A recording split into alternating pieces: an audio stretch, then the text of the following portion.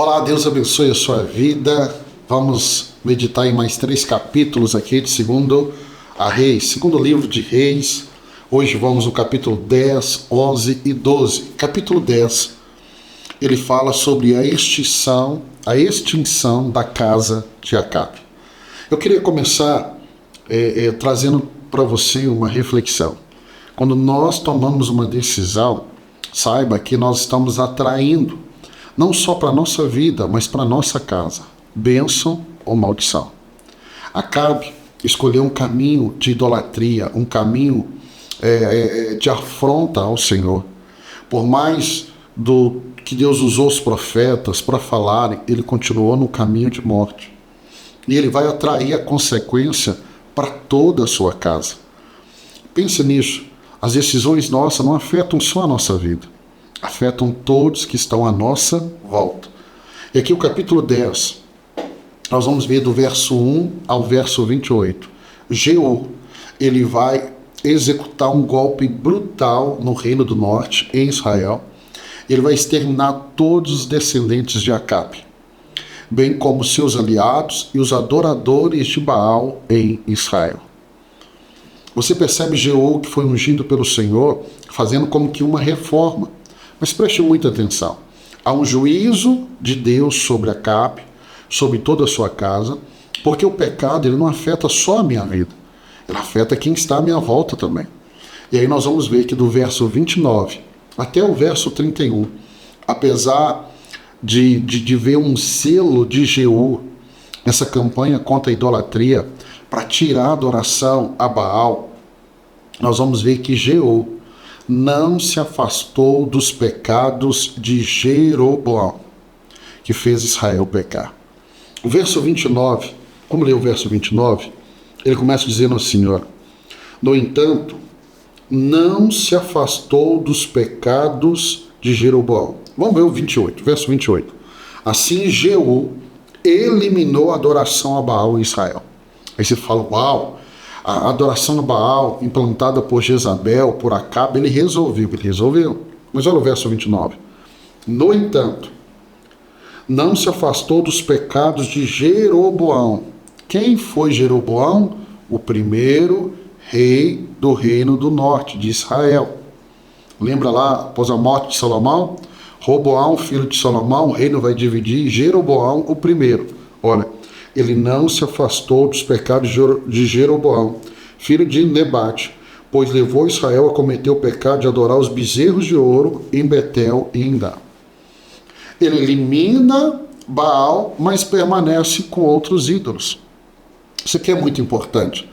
O verso 32 ao 36, essa sessão termina com uma descrição dos limites territoriais de Israel, sob o reinado de Jeú e a sua morte. O que eu quero deixar aqui no capítulo 10, para você meditar, você que está lendo, que vai ler. Deixa eu dizer algo para você, meu irmão. Há um selo no coração de Jeú, de tirar a adoração a Baal. E por mais que ele tenha conduzido a nação de Israel a eliminar a adoração a Baal, isso não foi acompanhado por uma devoção completa a Deus, porque ele adorou os bezerros de ouro. Ele continuou seguindo os pecados de Jeroboão. O que eu quero enfatizar? Escute bem isso, para a gente ir para o capítulo 11. Não adianta eu ter fé ou eu buscar a Deus em uma área da minha vida. Deus precisa participar em todas as esferas da minha vida. Todas as áreas da minha vida. Não só as exteriores. Por quê? Porque Jeú é esse exemplo. Ele elimina os adoradores de Baal, mas ele vai adorar um outro Deus. Então não adianta eu ser fiel em uma área e infiel em outra. Ou você é de Deus, ou você não é de Deus. Não tem meio termo. Vamos para o capítulo 11. Capítulo 11, nós temos Atalia e Joás. Após a morte de Acasias, Atalias usurpa o trono de Judá. Agora nós não estamos falando do reino do norte, nós estamos falando do reino do sul, de Judá, as 2 tribos. Ela vai usurpar o trono de Judá e busca destruir toda a descendência real. Mas a Bíblia vai nos mostrar que Joás, no entanto, é escondido no templo por 6 anos. Gente, essa história é muito linda, porque a Thalia, mãe de Acasias, ela quer usurpar o trono, quer matar todos os descendentes, mas Joás é guardado na casa de Deus. O verso 1 ao 3 nos mostra isso. Do verso 4 ao verso 16 do capítulo 11, o sumo sacerdote Joiada, ele lidera um golpe que resulta na coroação de Joás como rei e na morte de Atalia. Olha o verso 4. No 7º ano, o sacerdote Joiada mandou chamar à sua presença no templo do Senhor os líderes dos batalhões de 100 dos cários e dos guardas, e fez um acordo com eles no templo do Senhor com juramento. Depois ele mostrou o filho do rei e lhes ordenou: vocês vão fazer o seguinte. Então ele vai conduzir Joás, que é o herdeiro legítimo ao trono do reino de Judá, do reino do sul, das 2 tribos.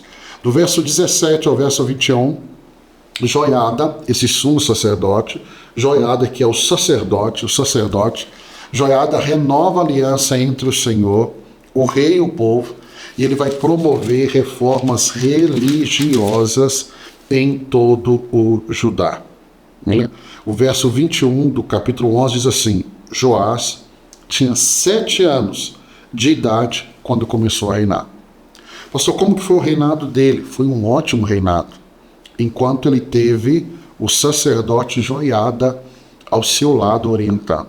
Vamos para o capítulo 12? O capítulo 12 fala sobre o reinado de Joás em Judá, e aí nós temos a reparação do templo. Eu gosto muito do capítulo 12 de 2 Reis, porque do verso 1 ao verso 16, nós encontramos Joás, ele reina, e é um reinado que agrada ao Senhor, né?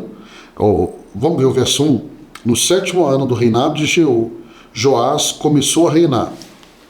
No 7º ano do reinado de Jeú. Jeú está reinando no reino do norte.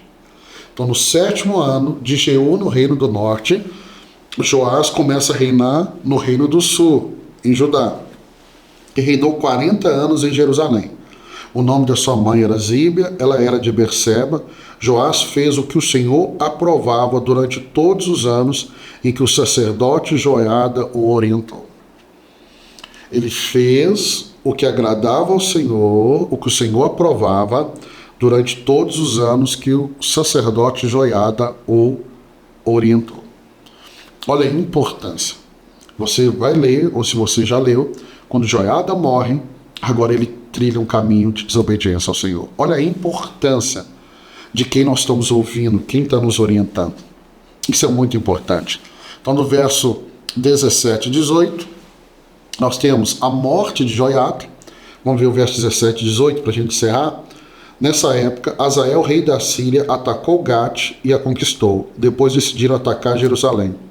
Então Joás, rei de Judá, apanhou todos os objetos consagrados por seus antepassados, Josafá, Jeorão, Acasias, rei de Judá, os que ele mesmo havia consagrado, e todo o ouro encontrado no depósito do templo do Senhor e do palácio real, e enviou tudo a Azael, rei da Síria, que assim desistiu de atacar Jerusalém.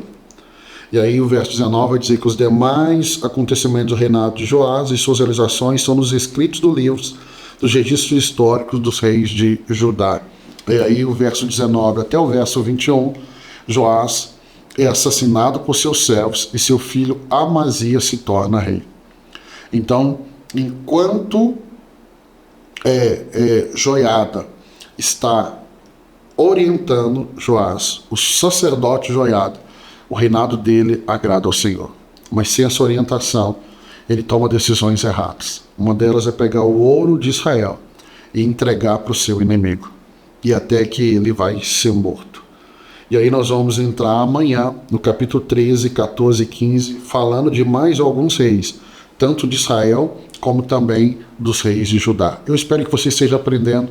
Eu gosto muito de ler essa parte da Bíblia, eu aprendo muito com esses reis, e eu creio que você também está aprendendo muito. Fica firme, chegamos aqui na metade do livro de 2 Reis, daqui a pouco nós terminamos mais um livro da Bíblia, e nós estamos crescendo no conhecimento do Senhor juntos, Deus abençoe sua vida. Até amanhã, se Deus permitir.